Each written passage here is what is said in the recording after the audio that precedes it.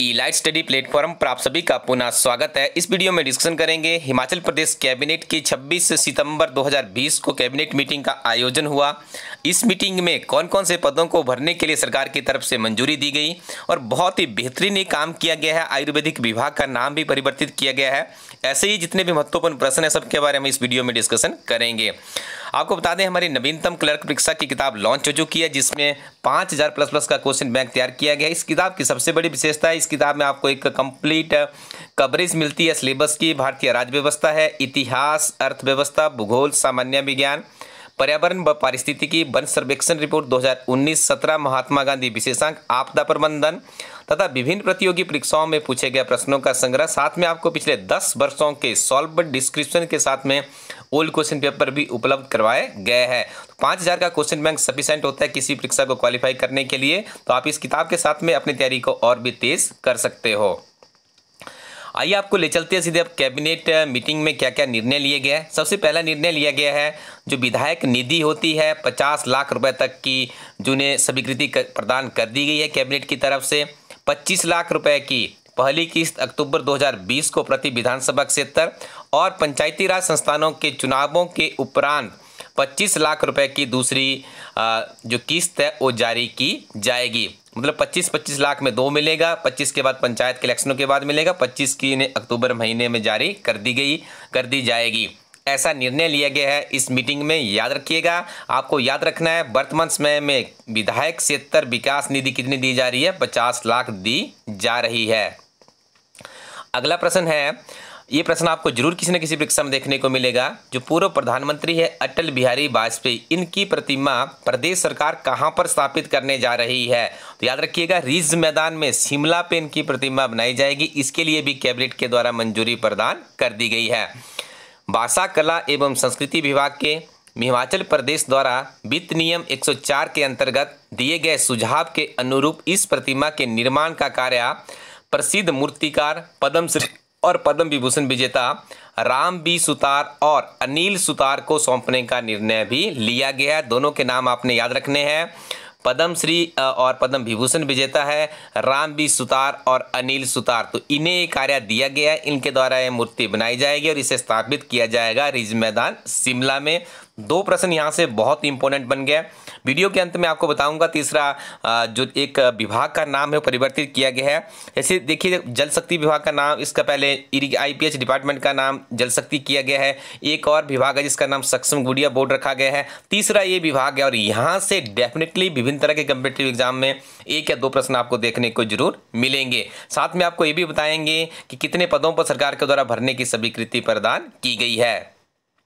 केंद्रीय गृह मामले, स्वास्थ्य एवं परिवार कल्याण मंत्रालय, कौशल विकास और उद्यमशीलता मंत्रालय द्वारा निर्धारित दिशा निर्देशों की सख्ती से पालना करने हेतु प्रदेश में 1 अक्टूबर 2020 से औद्योगिक प्रशिक्षण संस्थानों में प्रशिक्षण गतिविधियां आरंभ करने की मंजूरी भी दे दी गई है। मतलब इंडस्ट्रियल इंस्टीट्यूशन है उनको 1 अक्टूबर से ओपन किया जा सकता है। मंत्रिमंडल ने जिला कांगड़ा में हिमानी चामुंडा जी रज्जू मार्ग परियोजना के लोअर टर्मिनल पॉइंट के लिए भूमि स्थानांतरित करने के लिए प्रदेश सरकार और मंत्री न्यायेश चामुंडा के मध्य समझौता ज्ञापन हस्ताक्षर करने के प्रारूप तैयार करने को भी अनुमति प्रदान कर दी गई है। आपसे पूछा जा सकता है कि हिमानी चामुंडा जी रज्जू मार्ग परियोजना किस जिला में स्थित है, तो आप इसका उत्तर करेंगे कांगड़ा। और किसके माध्यम से इसे बनाया जाएगा ये भी आपने याद रखना है, यहाँ पे आपको बता दिया गया, इसे भी आप लोग याद कर लीजिएगा। अब बात करते हैं एम्प्लॉयमेंट नोटिस के बारे में। सैनिक कल्याण विभाग में अनुबंध आधार पर उप निदेशक के 7 पद भरने का निर्णय लिया गया है। तो जो सैनिक वेलफेयर डिपार्टमेंट है, सोल्जर वेलफेयर डिपार्टमेंट है, उस पे डिप्टी डायरेक्टर के 7 पद भरने का सरकार के द्वारा निर्णय लिया गया है। आयुर्वेदिक चिकित्सा सेवाएं प्रदान करने के उद्देश्य से आयुर्वेदिक विभाग में दैनिक भोगी आधार पर पंचकर्मा, मैस्योर, मालिश करने वाले 35 पद सृजित करने का निर्णय भी प्रदेश सरकार के द्वारा लिया गया है। और आपको यहाँ पे बता दें बैठक में आयुर्वेदिक विभाग का नाम बदल कर रख दिया गया है आयुष विभाग हिमाचल प्रदेश। शब्दों को भी याद रखिएगा, शब्दों के हेरफेर में भी प्रश्न ऑप्शनों में आपको ढूंढना होगा। आयुर्वेद विभाग था, अब क्या बन जाएगा, अब आपने आयुर्वेद की जगह अ से ही आयुष याद रखना है, आयुष विभाग कर देना है। ठीक है जी, तो आयुर्वेदिक विभाग का नाम क्या हो गया, आयुष विभाग हो गया। मंत्रिमंडल ने आयुर्वेदिक स्वास्थ्य केंद्र को आयुष स्वास्थ्य और आरोग्य केंद्रों के रूप में स्तरोन्नत करने के लिए निदेशक आयुर्वेद और भारत सरकार के उपक्रम Messrs HLL life care limited के मध्य समझौता ज्ञापन हस्ताक्षरित करने की स्वीकृति प्रदान की गई है। देखिए, ये जो कंपनीज होती है, ये एक प्रश्न एचएस की परीक्षा में हमें ऐसे देखने को जरूर मिलता है और ऐसा प्रश्न होता है जिसको ढूंढते ही थक जाते हैं। रियली आपसे बात कर रहा हूँ, अभी आपने देखा कुछ ही दिन पहले एचएस की परीक्षा हुई थी, तो उसमें भी एक प्रश्न ऐसा था जो कंपनी के नाम से संबंधित था, कहीं नहीं मिलती। देखिए, ये प्रश्न यहाँ पे छुपे हुए होते हैं, इनका सोर्स ये चीज़ होती है।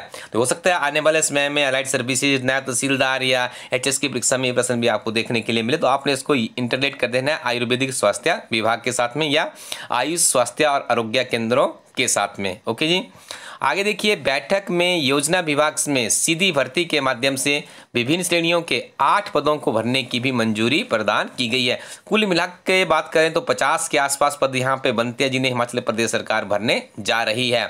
आप हमारी वेबसाइट ilastudy.co.in पे जाइएगा, वहाँ पे आपको एक हिमाचल प्रदेश की ऐसी बेहतरीन किताब हमारी टीम के द्वारा तैयार की गई है जिसमें विभिन्न तरह के कम्पिटिटिव एग्जाम में सीधे सीधे प्रश्न यहीं से पूछे जा रहे हैं इस किताब से, क्योंकि इस किताब की सबसे बड़ी विशेषता है इसे नोट्स और संक्षिप्त सारगर्भित अध्ययन सामग्री इसमें संग्रहित की गई है। कुल मिला के बात करें 10,000 प्लस का क्वेश्चन बैंक इस किताब में तैयार किया गया है। तो देखिए, 10,000 का question bank I think sufficient होता है विभिन्न तरह की प्रतियोगी परीक्षाओं के लिए। तो आप इस किताब को सीधे हमारी वेबसाइट ilastudy.co.in से भी मंगवा सकते हो।